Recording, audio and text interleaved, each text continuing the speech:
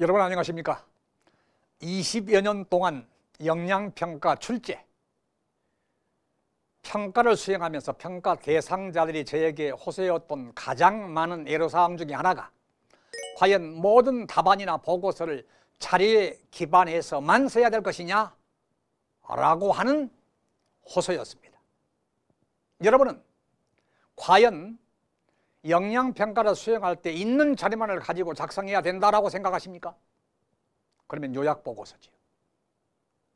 특히 추진 배경이나 현황 및 문제점 같은 경우 기획보고서나 서류랑 입법도 마찬가지입니다.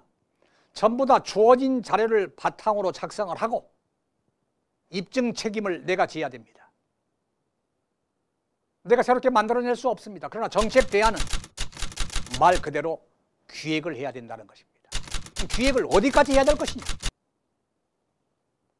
라고 하는 저의 비법을 오픈 강좌 4번째에서는 공개하겠습니다. 자, 그러면 먼저 제가 직접 작성한 방안 사례를 제시해 보겠습니다. 국가 책임 교육을 위한 학교 복합시설 활성화 방안이라고 하는 대안의 첫 번째입니다.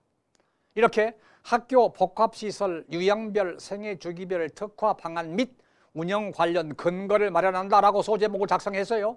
밋이라는 단어를 적어서 보다 구체적인 방안이라고 하는 것을 소제목에서부터 제시합니다. 그 동그라미 부호체계로 이 네모 부호체계에 대한 부연 설명, 그리고 시설 유형화, 조례 및 라이즈 사업 연계라고 작성을 했습니다. 그러면 이 동그라미 부호체계가 3개가 있어도 되고, 물론 동그라미 부호체계를 상황에 따라서 한 줄로 작성해도 됩니다만 주로 2줄로 작성하는 것이 리듬, 음악성이 있다라고 평가자는 생각을 합니다. 물론 한 줄로 작성할 수도 있습니다. 동그라미 부호체계를 3개로 쓸 수도 있습니다. 그러나 감당을 해야 됩니다. 왜? 시설 유형화, 학교 복합시설 유형을 신도시, 구도심 또는 농산 어촌의 지역별 특성 및 학교 신설, 폐교의 학교 생애 주기별로 구분하여 특화 방안을 마련한다라고 선언만 하면 안 됩니다. 언제, 어디서, 누가 어떻게 할 것이냐 라고 하는 것이 필요하죠. 이걸 그 밑에 하이펀이나 참고 표시 또는 별표로, 별표는 당연히 용어에 대한 부연 설명이죠.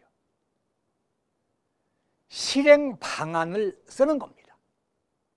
그러므로 네모인 1 소제목을 쓰고 소제목에 대한 부연 설명을 쓰고 부연 설명은 어떻게 하겠다라고 하는 거예요.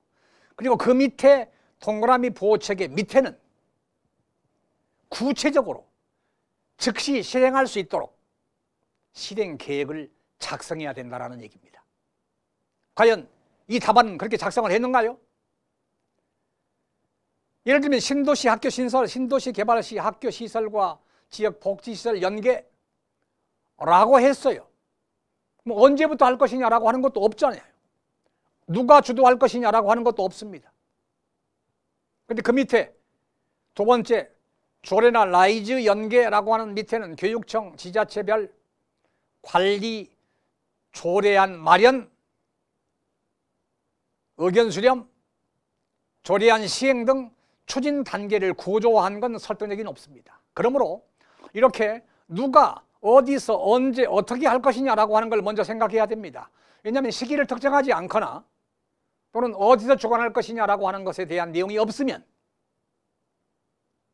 구체적이지 못합니다. 설득력이 낮습니다. 우리가 어떤 사업을 할 때 가장 필요한 게 뭔가요? 그렇습니다. 예산과 인력입니다. 예산과 인력도 고려하지 않고 사업을 추진한다라고 하는 것은 무모한 일이지요. 그리고 추진 단계를 구조하는 일이 필요합니다. 그리고 정책 수단, 대안을 실행하기 위한 차별화된 실행 도구가 내 보고서의 우월 전략이 되는 것입니다. 그럼 과연 내가 이 분야를 담당해보지 않았는데 어떻게 내가 기획할 것이냐라고 하는 것에 대한 고민을 함께 담겠다는 것입니다.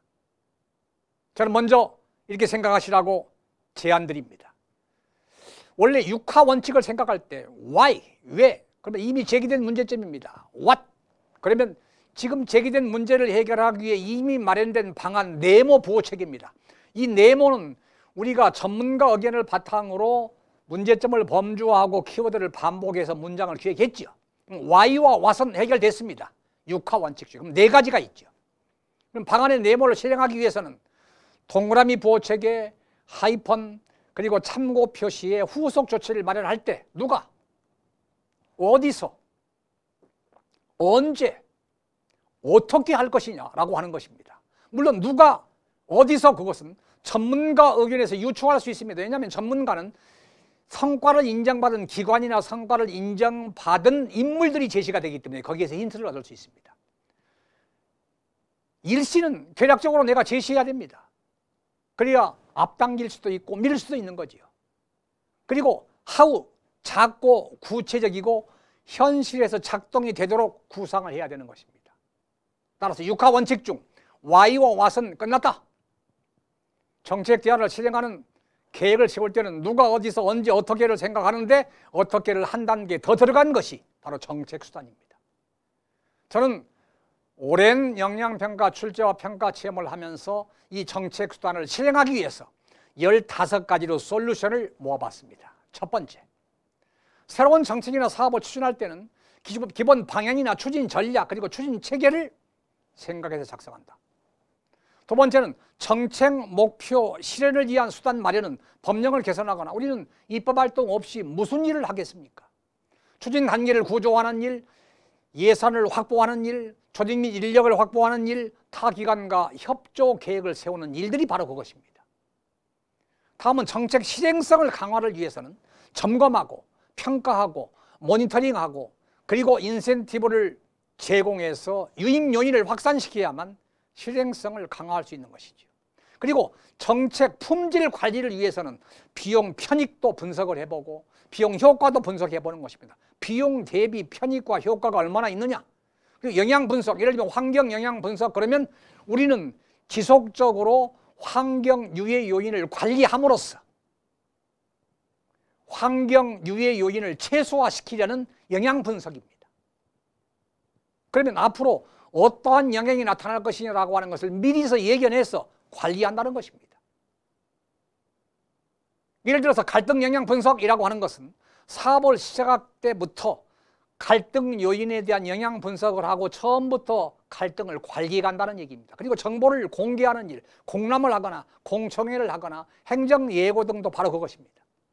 그리고 긍정적인 효과와 또는 부작용도 제시할 수 있습니다. 이걸 별도의 항목으로 쓸 수도 있죠. 긍정적인 효과는 기대 효과, 그리고 부작용은 장애 요인과 극복 방안으로 쓸 수도 있습니다. 그리고 정책 실행 과정에 행정사항을 제시할 수도 있습니다. 타 부처와의 협조를 얻거나 또는 예하 부서에 행정명령을 하는 것도 생각해 볼 수 있습니다. 다음, 처음으로 사업을 시행한다라고 하면 우수 사례를 발굴하고 선도 모델을 발굴해서 점진적으로 보급하는 것이죠. 정책학교나 연구학교 또는 정책기관, 연구기관 등을 지정해서 우수 모델을 발굴하고 거점센터나 중심센터를 주고 점진적으로 확산시킨다는 얘기입니다. 다음은 관련 사업 전문가의 역량 강화 수단을 마련할 수도 있습니다. 왜냐하면 리더그룹을 양성할 때 예를 들어서 우리는 게임 체인저, 우리는 미국의 유명한 우리 페이스북의 창시자나 또는 여러 가지 애플 창시자들이 바로 게임 체인저입니다. 이들을 R&D, 선도형 연구개발로 게임 체인저를 양성한다라고 하는 것이라든가 전문가를 양성할 때 맞춤형 전문 인력 양성 과정을 운영한다든가 생각해 볼 수 있습니다. 다음입니다. 우리는 정책 수요자를 생각해 볼 수도 있습니다. 정책 수요자라고 하는 것은 어떻게 정책 수요자 참여를 생각해 볼 수 있는, 참여를 확대할 때는 멘티와 멘티 제도를 활용한다, 또는 참여 확대를 할 때 전 과정에서 사용자 참여 확대를 한다. 장단기 계획을 세울 수도 있습니다. 여러분, 단기 계획은 예상 성과가 낮거나 높을 때 실행이 용이하면 단기 과제로, 또는 실행이 어려운데 예상 성과가 높다라고 하면 중장기 과제로 생각해 볼 수 있습니다. 또는 현재 추진 내용과 개선 내용을 비교해서 제시할 수도 있습니다. 현행은 이건데 개선은 이렇게 된다. 당초는 이건데 이렇게 나중에 변경이 된다라고 제시할 수도 있고, 조직 문화나 관행 개선을 위한 수단 마련을 위해서 교육 계획이나 변화 관리 계획을 세울 수도 있다.